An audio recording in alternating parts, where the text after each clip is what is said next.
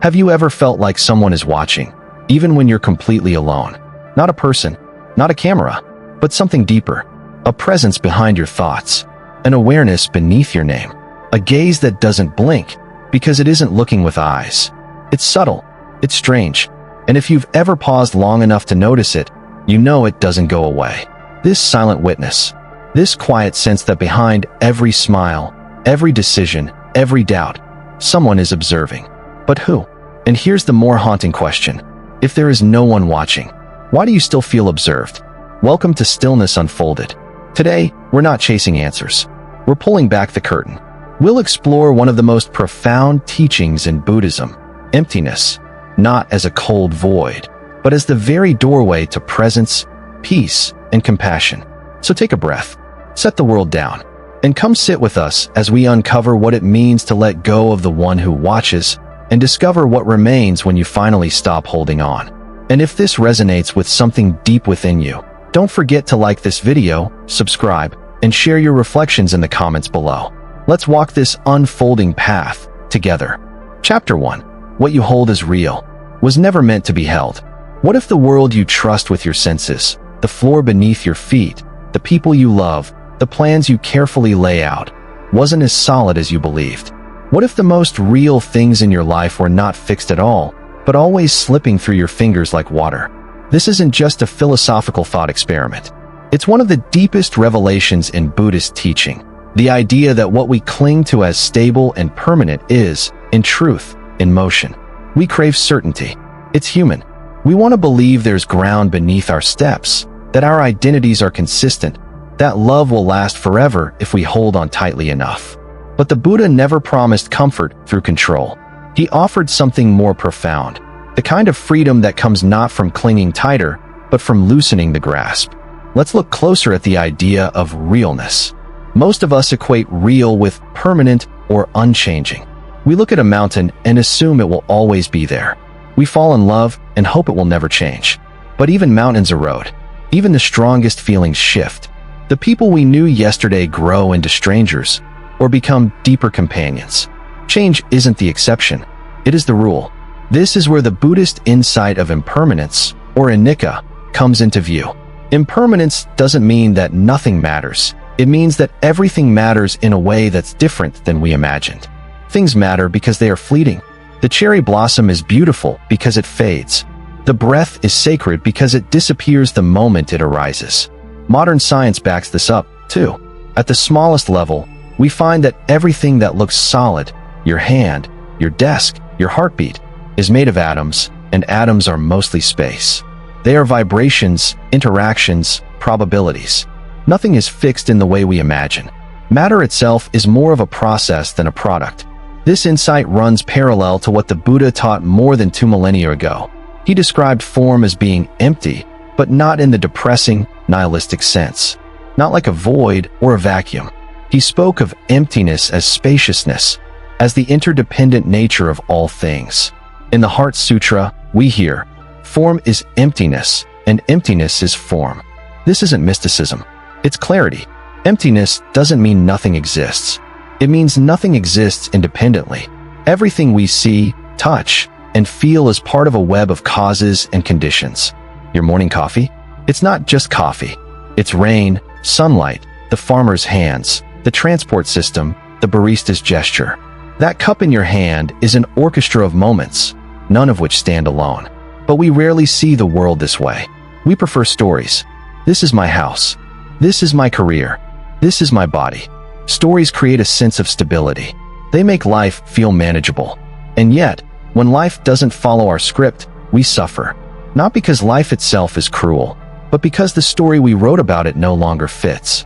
This is the root of dukkha, often translated as suffering or dissatisfaction. The problem isn't change. The problem is that we don't want change. We fear it. We fight it.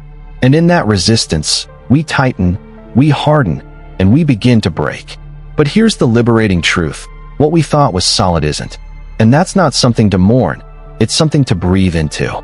The fact that things are open, movable, and interconnected means that we are never trapped. Nothing is stuck. Nothing is final. And that includes us. You are not who you were yesterday. You are not defined by your mistakes. You are not locked into your past. You are flowing, just like the river, just like the wind, just like consciousness itself. And when we stop trying to bottle the river, when we stop trying to freeze the ocean, we begin to feel a different kind of joy. A joy that doesn't depend on permanence. A joy that arises from presence. This is the first truth the Buddha invites us to sit with, not as an abstract concept, but as a lived experience. That nothing is truly solid. That everything we hold is, by its very nature, unholdable. Not because it's worthless, but because it's alive. When you open your hand instead of clenching it, you don't lose the world. You gain the ability to feel it move. This is the entrance to real freedom. Not freedom from the world, but freedom in the world. Freedom that doesn't require escaping the chaos, but knowing how to dance within it. You may ask, isn't this a bit frightening? Yes, at first, but then it becomes something else. It becomes lightness. You no longer carry the burden of keeping things exactly as they are. You no longer need to pretend that love won't shift, that bodies won't age, that plans won't collapse. You become less afraid of the river. You learn to swim. And more than that, you learn to smile while swimming. This is what the Buddha meant when he spoke of emptiness. Not the emptiness of loss, but the emptiness that makes room. Room for compassion, room for movement, room for peace. In this space, nothing needs to be forced. Nothing needs to be possessed. And nothing needs to stay the same. Because what you thought was solid was never meant to be held. It was meant to be experienced. An experience, when fully lived, is more real than anything fixed ever could be. Chapter 2. Letting go and the return to presence. Letting go. The phrase itself sounds so simple, yet it stirs up so much fear. Deep down, we equate letting go with losing something. Losing control, losing people, losing meaning. And so, we hold on. We cling. Not because it helps, but because we're afraid of what happens if we don't. But what if letting go is not about loss at all? In the Buddhist path, the act of letting go is never about rejection. It's not about walking away from life or cutting ties with everything you love. It's about releasing the pressure, the tight grip you keep on how things should be. And in that release, something unexpected happens.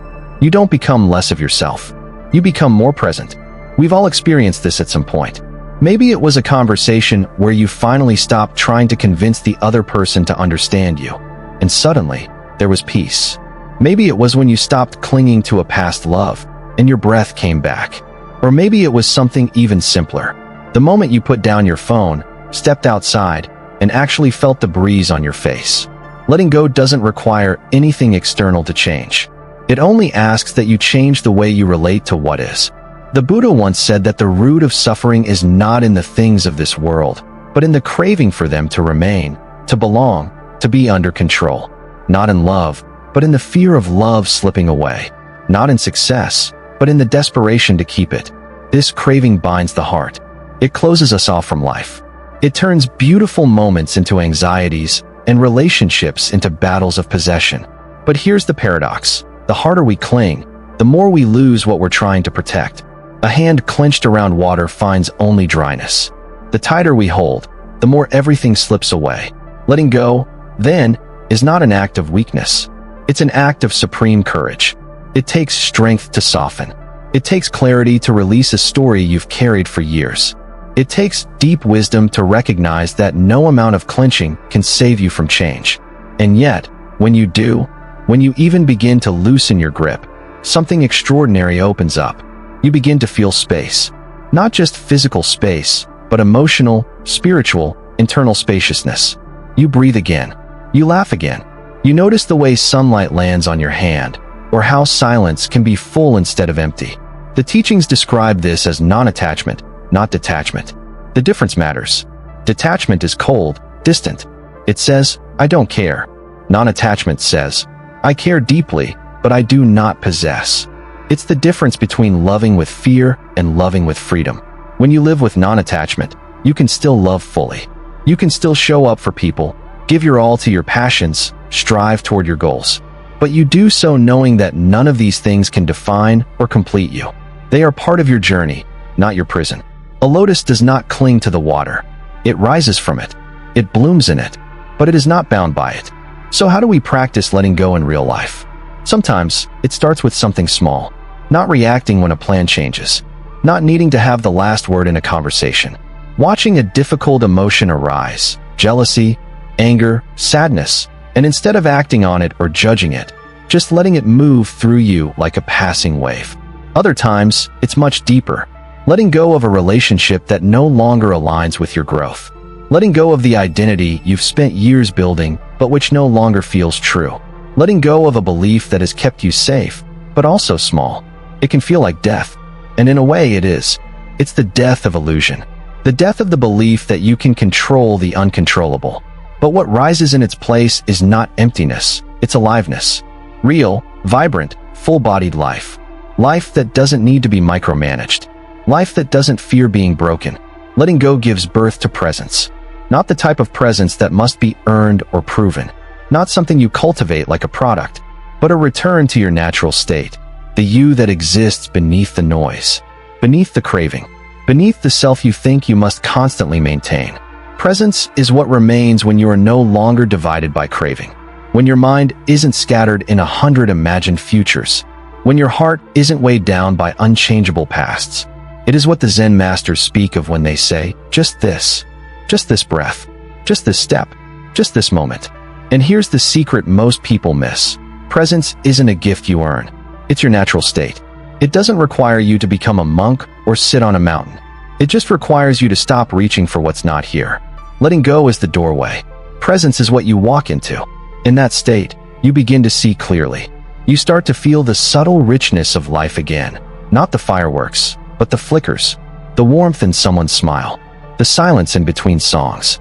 The feeling of your own aliveness without needing to be happy all the time. You become soft, but not fragile. Open, but not lost. Vulnerable, but not broken. You are no longer defined by the things you hold. You are held by something greater, awareness itself. And from that awareness, something miraculous begins to grow. Compassion. Because when you're no longer consumed by the need to hold on, you have space to hold others. Not in a possessive way, but in a presence-filled way. Your love becomes more about the giving than the getting. Your kindness flows not from obligation, but from overflow. This is the liberation the Buddhists spoke of. Not escape from the world, but freedom within it. Not withdrawal from love, but a love no longer chained by fear. To let go is to trust. To trust that you will be okay even if things change. To trust that joy can arise again. That peace does not depend on control. That you don't need to fix the moment. You just need to be in it. So don't be afraid to unclench your hands. Don't be afraid to stop holding everything so tightly. You won't disappear. You'll simply return. To this breath. To this life. To the quiet miracle of being here, right now. Letting go is not the end. It is the beginning. Chapter 3. The eye that sees emptiness, sees everything. There is a kind of seeing that has nothing to do with the eyes. A vision that doesn't rely on light or color, but on silence and stillness.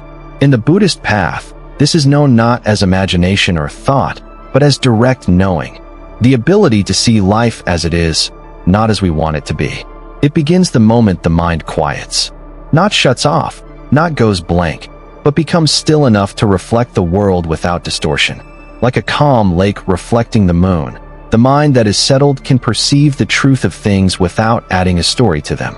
This is what the Buddha meant when he spoke of Yatha Buddha Adisana, seeing according to reality.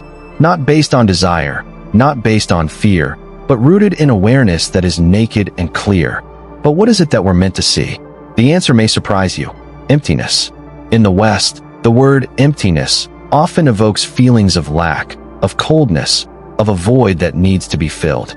But in Buddhist insight, emptiness, or samatha, is something entirely different. It is not a deficiency. It is the space that allows everything to exist. To see emptiness is to understand that nothing stands alone. A tree is not just a tree. It is sun, soil, rain, decay, time. A moment of anger is not just anger. It is unmet expectations, memories, exhaustion, attachment. Every phenomenon is made of other phenomena.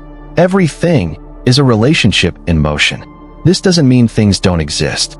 It means they don't exist in the way we assume. We tend to view the world in fixed terms, that this object has an independent identity, that this person will always behave this way, that our thoughts are reliable representations of reality.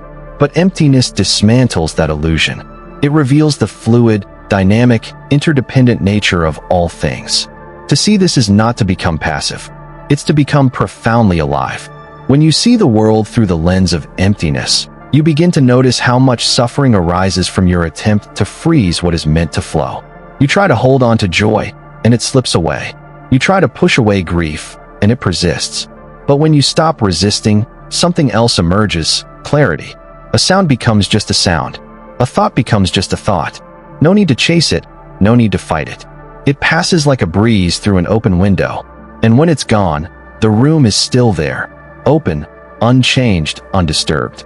This is not detachment. This is deep connection. You are no longer trying to change the moment into something else. You are not imposing your story onto reality. You are simply seeing what is, and in that seeing, there is peace.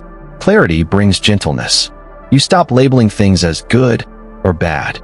You stop arguing with reality, and the world becomes softer, not because it changed, but because you did. The Zen masters say, real form has no form. It means that what is most true is not what can be grasped, but what flows. The truth of water is not in its shape, but in its movement. The truth of life is not in its labels, but in its presence. Seeing emptiness changes your relationship with identity, too. You begin to realize that what you call I is not a single, solid thing. It is a mosaic, a collection of habits, memories, sensations, and roles. Like a candle flame that continues to flicker while never holding the exact same shape, yourself is a process, not a possession. This can be disorienting at first, but with time, it becomes a relief. You are not your worst moment. You are not confined to your childhood, your job title, your failures. You are spacious. You are capable of change. You are made of breath and becoming. And in that realization, the harsh voice inside, the one that tells you you're not enough, that you must do more, be more, prove more, begins to fade. It loses its grip, because you're no longer clinging to the idea that you must be something fixed to be worthy. Instead, you are here, watching, breathing, aware, and that awareness, open, fluid, unattached, gives birth to compassion. Because when you see the emptiness of self, you also see the emptiness of others. Not that they are invisible, but that they, too, are flowing, changing, struggling, becoming. They, too, are not their mistakes. They, too, are not the stories you've told yourself about them. The stranger who cut you off in traffic, the friend who let you down, the parent who never understood you. All of them are processes in motion, shaped by causes, driven by conditions, carrying unseen burdens. You begin to respond not with judgment, but with gentleness. And this gentleness isn't weak. It's powerful, because it allows you to remain open in a world that often invites you to close. It allows you to listen without needing to defend, to speak without needing to win, to love without needing to possess. This is the kind of seeing that Buddhism points to, not an intellectual analysis, not a spiritual theory, but a quiet revolution in perception. When you see emptiness, you don't become hollow. You become free. You don't disappear. You appear more fully, because you're no longer hiding behind labels or clinging to definitions. You are simply here, witnessing the miracle of each moment, without needing it to be anything other than what it is. And perhaps most important of all, when you see the world in this way, you stop trying to escape it. You stop seeking another life, another version of yourself, another version of reality. You no longer believe that peace lies somewhere far ahead, in some perfect version of you that you've yet to become. You see that it's right here, in this breath, in this sensation, in this presence. The eye that sees emptiness sees everything, and everything it sees is already enough. Chapter 4. Nothing to seek, nowhere to arrive. The journey always seems to be about getting somewhere. We walk spiritual paths like mountain trails, believing that if we keep climbing, through pain, practice, and perseverance, we'll eventually reach a summit, a place of clarity, peace, awakening. But what if the highest truth is this? There is no summit to reach. What if the path isn't about arrival at all, but about returning? Most of us are conditioned to think of spiritual growth like a ladder. Step by step, higher and higher. We imagine enlightenment as something distant, rare, and almost unreachable. We look to masters and saints and assume they walked further than we ever could. But the truth offered by the Buddha is radical in its simplicity. There's nothing to seek because nothing is missing. It sounds strange at first. If there's nothing missing, why does so much of life feel like a hunger? Why do we chase love, purpose, clarity, security, as if the next thing, the next person, the next success will finally complete us? Because we've been taught to look outward, conditioned to seek fulfillment in experiences, identities, possessions, and achievements. We've been running towards something our entire lives, only to find that what we're chasing keeps moving just beyond reach. And so, the wheel turns. The mind says, just a little more understanding, a little more money, a little more control. Then I'll rest. Then I'll be enough. Then I'll be free. But the wheel never stops turning on its own. The moment we believe freedom lies outside of this moment, we've stepped onto the treadmill of suffering. The Buddha called this craving the root of dukkha, not just craving for objects or pleasure, but the craving to be elsewhere, someone else, someone better. It's not just the pain of lacking, it's the pain of endlessly seeking. This is why awakening, in its truest form, doesn't feel like climbing a mountain. It feels like stopping, like setting down the bag you didn't know you were carrying. Like remembering that the home you've been searching for isn't in some distant future, it's in the stillness of now. It's not flashy. It doesn't always feel transcendent. Often, it's subtle.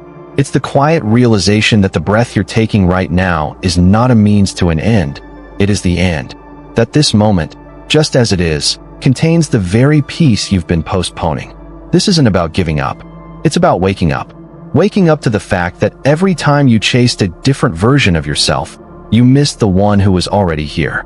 The you that is breathing without effort, hearing without asking, being without needing to prove it. Presence doesn't wait for perfection. It arrives the moment you stop trying to be somewhere else.